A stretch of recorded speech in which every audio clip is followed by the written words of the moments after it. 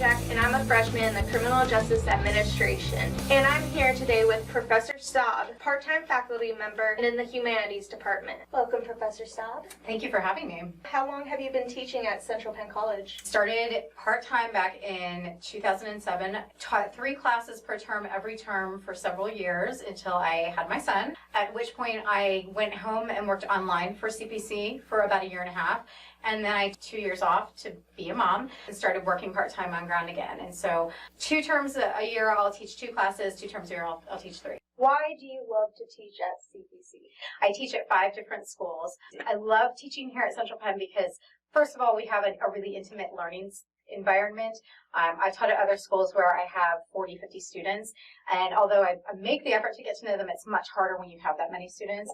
Versus my students here, I know all of them, they know all of me, right? We're very comfortable with each other, and I think when I'm comfortable in the classroom and my students are comfortable in the classroom, learning flourishes, right? People become more participatory. I love that we are career-oriented and career-focused. I think too many colleges and universities have gotten away from the idea that what we want when you guys leave here is to make a sustainable living in the field that you want to work in. And that's very much the heart of what we do here at Central Penn. What's the most challenging part about your career? Well, that's an easy one. Like I said, I teach part-time at 5 different schools. I do a lot of traveling. I love what I do, but I would really love to stop driving everywhere.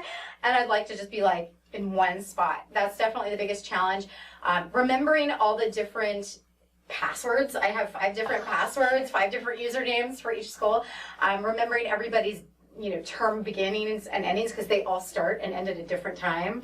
I would also say my workload is pretty challenging. I, especially fall and spring, between all my schools, tend to teach anywhere from 6 to 7 classes at a time, which is a lot. On the upside of that, it's shown me that I can multitask really well, and I can handle more than I thought I could.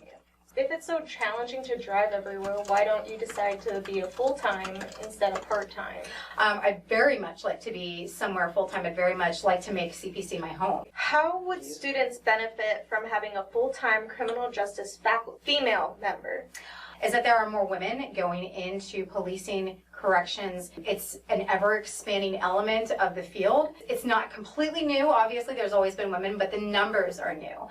And so I think that students coming in could certainly benefit from having female criminal justice mentors, and also focus on the strengths that women bring to the field. I have a male police officer in one of my schools, and one of the things that he said that I hadn't heard from anybody yet that really struck me was that women have a different way of approaching the conflict. They tend to have a calming effect that the male officers can't always provide.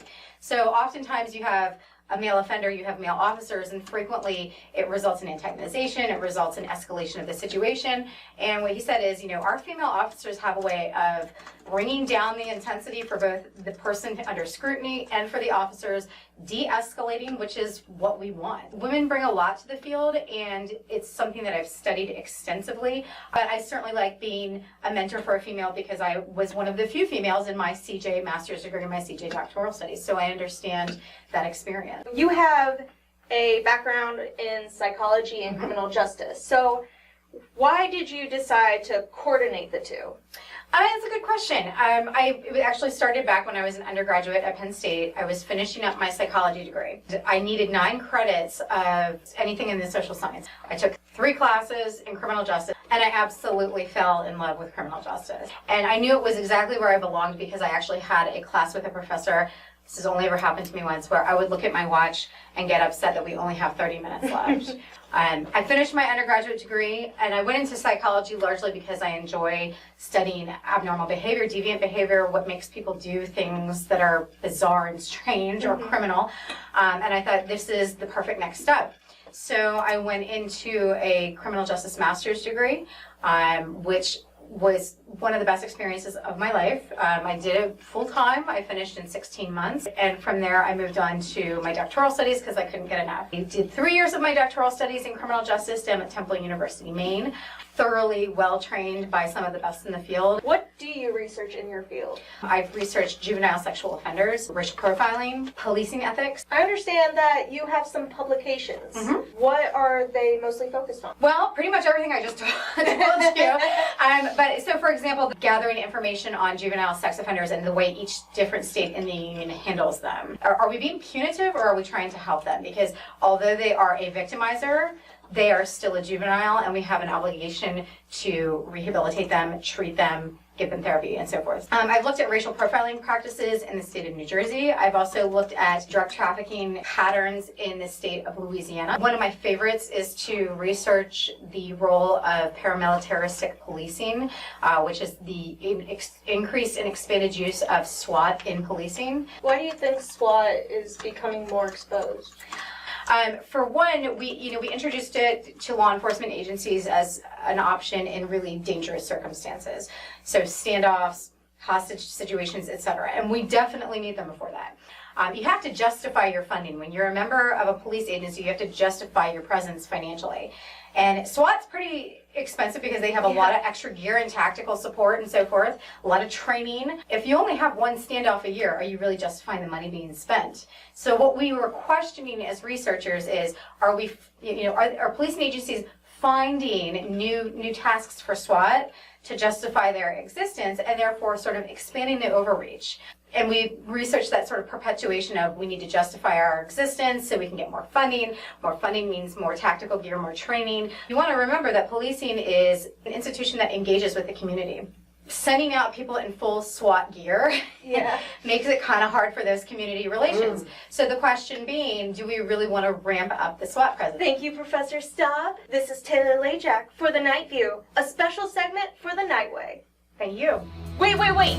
Don't stop the tape. Okay, how about we hear about you, the person, not the professor? Okay. So here are some silly questions. I love silly questions. What's your favorite serial killer? Oh my. The Zodiac Killer, which was somebody who was active in the late 70s, early 80s, yeah. And the thing that I find is really interesting about him is that he would change up his MO. So he would shoot some, he would stab some, but he was also very active in terms of communicating with the public through newspapers and with law enforcement. And what he would do is send cryptographs or these codes that people would have to decode in order to understand what message he was saying. The thing that's really fascinating is they had him and they sort of moved on from him, and then when they conclusively identified him, by that time he was dead. What's the last concert you attended? This is embarrassing. Okay. The last concert I attended, and it wasn't that long ago, was Def Leppard. They were in Hershey maybe 4 or 5 years ago, and my best friend is a huge fan of hair bands, and we are children of the 80s. So we went to see Def Leppard, Poison, and somebody else. I can't remember who the third one was. That's bomb.